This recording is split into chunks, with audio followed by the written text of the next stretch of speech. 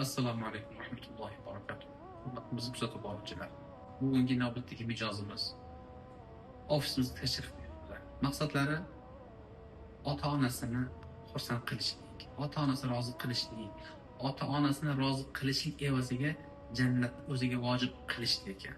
Bizni firmamiz orqali umra safariga yo'llanmani xarid qildilar.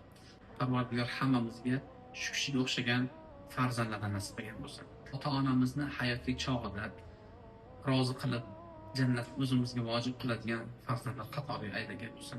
Parvardigor ota-onamizni umraga olib borib xizmat qilishlik yoki ota-onamiz umraga yuborib xizmat qilishlikni hammamizga nasib qilgan bo'lsin. Agar kimda-kim o'z ota-onasini umra safariga yubormoqchi bo'lsa, albatta bizga murojaat qiling.